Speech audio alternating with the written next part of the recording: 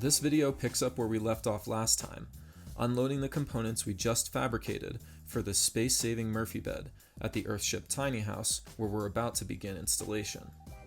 So if you haven't seen part 1 yet and want to know how we designed, 3D modeled, and fabricated the parts for this project, go watch that video using the link on the screen or in the description below.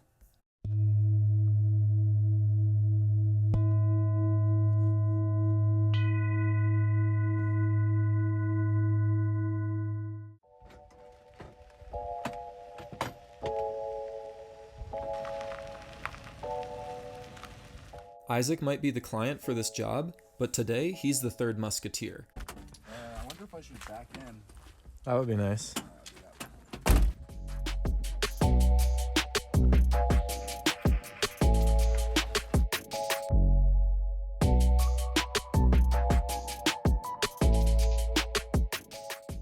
Welcome to the Tiny, the first of 2 compact Earthships designed and built by Ron Shirillo, who we teamed up with in 2021 to document the construction of his new design, the Tiny Plus, which featured upgrades such as, you guessed it, a Murphy bed. We captured all the details from start to finish throughout 9 videos and put them in a playlist called Earthship Tiny House From Dirt to Doorknob. So if you want a tour of the house from the video you're currently watching, before we built a Murphy bed in it, then check out episode 6 by clicking the link on the screen now or in the description below. Now let's go back inside where we've cleared the space to get ready for the assembly. The first piece in the door was the bed platform, the largest and heaviest.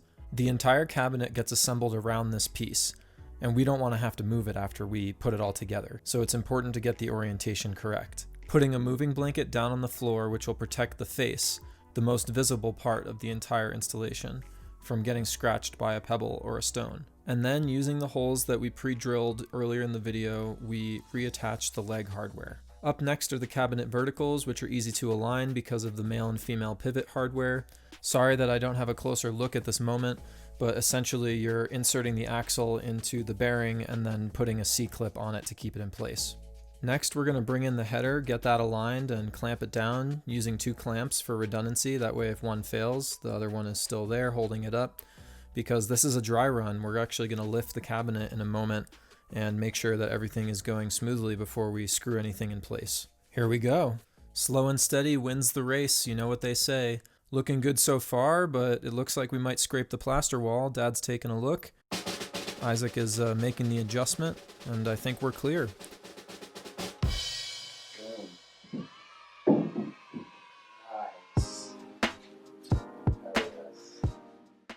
Seeing it in the space for the first time was a special moment, but we've got our work cut out for us.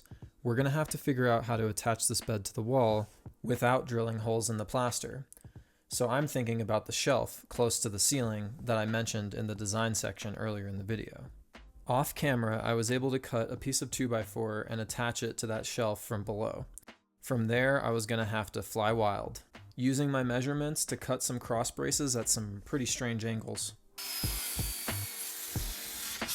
And even though I could have used editing magic to make it seem like I got this right on the first try, it was certainly a process. And I didn't film the whole thing because it's not that exciting to watch me slowly shave a piece of wood down until it fits just right, but eventually it did. My plan was working, and it doesn't look great, but this is all going to get covered up later. And now that I knew my angles, it was easier to make the second piece. And I don't have footage for the entire process, but I promise you, I did screw the cross braces into the bed frame on this side as well. The headboard goes in quickly, and after that, things start to get really exciting. Because now we get to tilt up the bed for the first time, and check for square by comparing the gap on both sides. Everything's looking good, but at this point, the bed is essentially still free-floating. And in order to keep it closed, we're going to need to clamp a block at the top in order to prevent it from falling open while I reach behind to install the pistons. And it was pretty cramped, I'm not going to lie, not for the claustrophobic. And normally you could do this with a comfortable distance away from the wall in the event that you're installing the pistons first, which is what they recommend in the assembly guide. But obviously things are backwards here because we're building this inside an Earthship with sloped plaster walls, and there were some complications around that. Regardless, I wouldn't want to do this alone. It definitely requires a helper.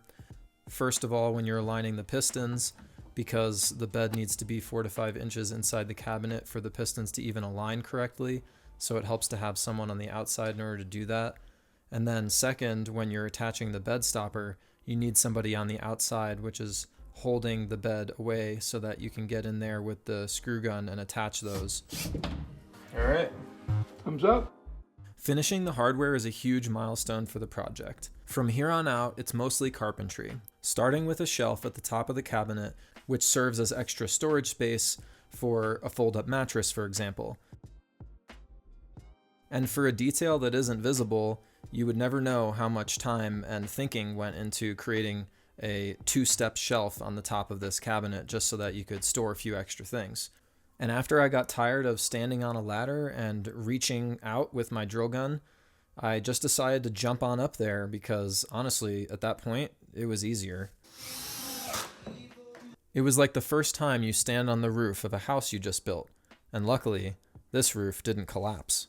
And while we're on the subject of safety, we decided to add more framing between the bed and the wall, which is not only going to add stability to the structure, but also allow us to close up the cavity, giving us some studs to attach this 1/4-inch plywood to. And the first screws are going to be fun. Working upside down is never easy. By pre-threading the screws in a hole that we pre-drilled in the piece of plywood, it allows me to easily get a few screws in the piece to tack it up. I didn't think I was going to be able to get any screws up in the corner there. It was super tight, and the plaster was going to be visible once the bed was opened, so I definitely didn't want to damage it. But somehow we pulled it off.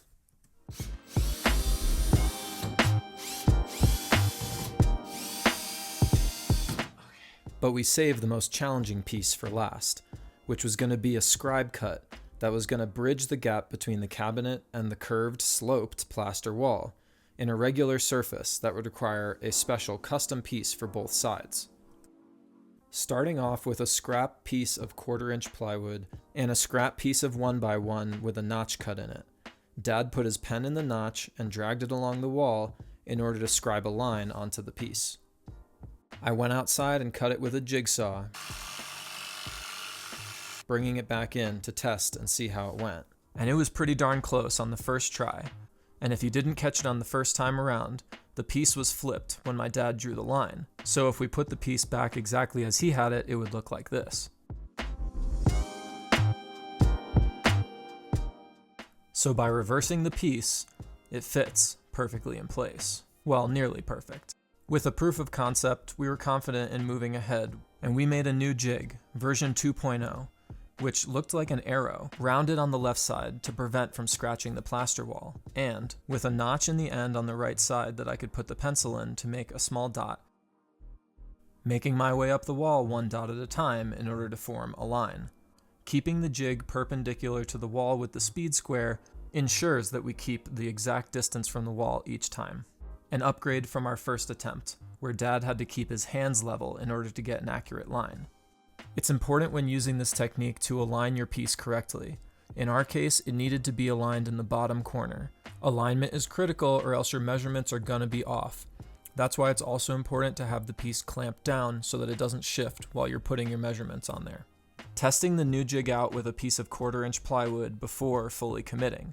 Bringing it inside first to see if it fits, and making any adjustments as needed.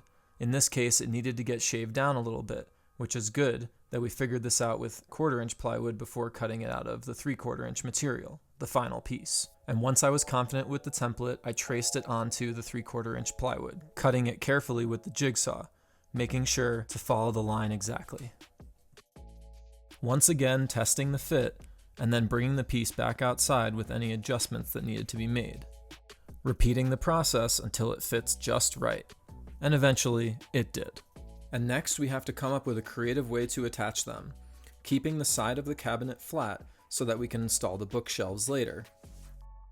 And in order to explain how we did both of those things, as well as a lot of other trim on this project moving forward from this point on, I'm going to have to turn the tables back to moving day, where we took Isaac's old oak bed frame outside and disassembled it in order to recycle the lumber into this project. We just didn't know how yet. The slats were great. Besides having to pull some staples out of them, they were in ready-to-use condition, and we were able to use them immediately, screwing them to the inside of the cabinet, creating a strong ledge for our template cuts to attach to. But before we can do that, we needed to install this piece of plywood first, which both closes the gap between the headboard and the wall, and creates an awesome shelf/night table inside the cabinet, where you can have a reading light, a book, your phone, or even store the pillows there when the bed is upright and tucked away. An unexpected upgrade resulting from the sloped wall, therefore you won't find it in a standard Murphy bed. Anyways, with the shelf in place, we were able to figure out what length the oak planks needed to be, as well as pre-drilling them in order not to split the wood. With the power of teamwork, we were able to get this thing installed nice and flush, with me inside the cabinet, screwing it in place, and my dad outside pressing against it to keep it flush. We were able to get them in there nice and tight. Okay, you up high? Go for it. Next, we got working on the bed platform, keeping it down by putting weight on it, such as a car battery, heavy clamps, and a bucket of stain. Dad has done this before, and he gets busy marking the edges with blue tape, telling him where his screw line is, when everything gets covered up with 1/4-inch plywood. Making sure not to forget to install the mattress straps at this point, which require that you can still lift up the 1/4-inch ply in order to tuck the mattress straps underneath it. And after that, he got drilling, using special screws with a wide flat head and a round top that we bought just for this, because you don't want these screws to blast through the 1/4-inch ply, creating a hole. It's really not fun when that happens. And as I'm sure you can tell already, Dad likes to innovate. This time, he used a piece of 1x with Sharpie marks on it at every single point where he needs to put in a screw. He lines the screws up on the guide and gets them started, and driving them down after that. And with the platform finally covered, it was time to check the next milestone off of our list, putting on the mattress, strapping that baby down and testing it out for the very first time. Here we go.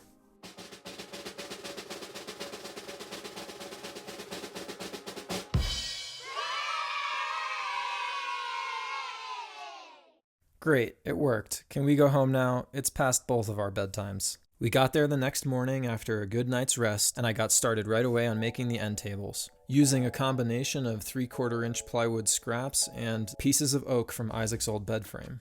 And even though I was running on midweek fumes, I still remember details like this one, which you'll understand why I did it in just a second. Trim was going up faster than the cameras could follow, and at this point I'd already finished the trim and the end table on one side.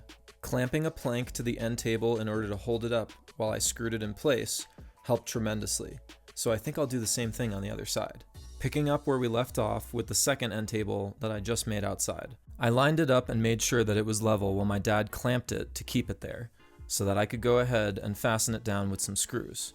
Double checking level as I went, and triple checking level when I was done. Oh, and hey, there's that little detail that I was talking about earlier. You can see now why I did that. Then finishing it off with a piece of oak trim, just like on the other side, to cover up the edge of the plywood. Pre-drilling and countersinking my holes beforehand to ensure that neither the oak nor the plywood has a blowout. Moving on to the top shelf, we contemplated how we could use more of the bed frame in this installation. So far, we've been using the oak slats from the old bed frame for the trim, but we wanted something wider for the shelves, which seemed like a perfect fit for the rest of Isaac's childhood bed frame. And unlike the other pieces, which were basically ready to use, just a few staples in them, these ones are going to need a little bit more love before we can get to installing. Starting with a run through the table saw. And if any of you kids in the audience decide to build your own Murphy bed, don't do this next part at home.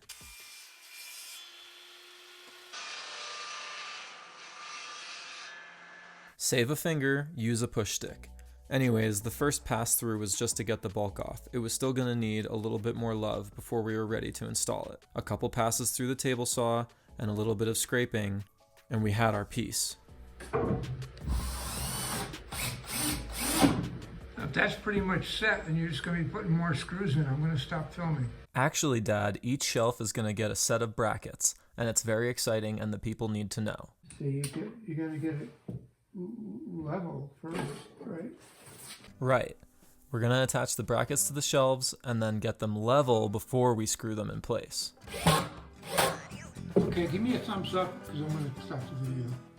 And you know what they say, the first one goes slow, but the second, third, fourth, and fifth one, well, they go fast.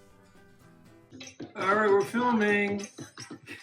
And it's been a long day, but at this point, my spirits are high because I know that with the shelves finished, we only have one piece of trim left. A piece that I have been happily saving for this moment, the smallest, last, and final piece of the bed frame, which just happened to be long enough. I mean, come on, it was perfect.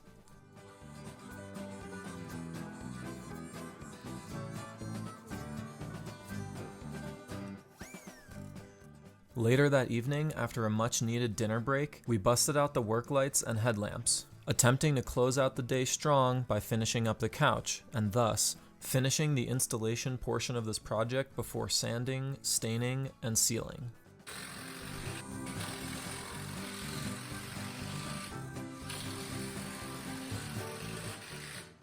With the couch assembled, there's only one last thing we need to check. We gotta dry fit it in place, open and close the bed platform, and make sure our measurements are correct before we permanently attach it to the installation.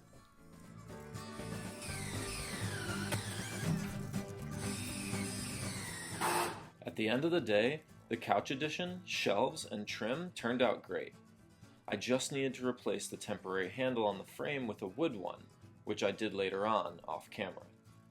And with our work here almost done, there was just one step left. Finishing. Now I'm not going to go in depth here about how to stain and finish wood. There are plenty of videos you can watch specifically about that. I'll just tell you what we did. And not to brag, but we did good work. Clean work that didn't require a lot of sanding or filling. Just a little bit here and there, and we were ready to stain. When working with any caustic product, I like to make sure I'm working in a well-ventilated space, and normally this would mean opening windows and doors and turning on an exhaust fan. However, this Earthship has no windows to open. The passive ventilation system depends on vent boxes, which you manually open in the roof of the greenhouse. That's when we discovered that the counterweights of the vents were busted and needed to be repaired. So I jumped up on the roof with some clamps and did a quick fix in order to keep the job rolling. We eventually came back and rebuilt both vent boxes, but I'm going to save that subject for another video. And let me know in the comments section if that's something that you want to see. And if you want to learn more about how Earthships use passive systems to reduce your heating and cooling bill to zero, check out the Earthship 101 guide in our merch store using the link on the screen or below the video. Going back inside, the next step was to cover any surfaces that we couldn't afford to accidentally spill on. In our case, that meant the exposed clay plaster walls. All it took is one wrong step and we would ruin the finish. So we did our best to cover the walls and floors with plastic sheets as we went. Starting with a mini wax pre-stained wood conditioner, it's supposed to help prevent blotching and uneven coverage when working with soft woods such as pine. Now whether or not it's worth the extra step, I can't say. I think it depends on the wood that you're using. But we were not going to risk it on such a large project and rather play it safe. Well folks, our work here is finished, and there's just one thing left to do. Slap some cushions on that couch and admire a job well done. Check it out. Check the mic and make sure it sound right, boys.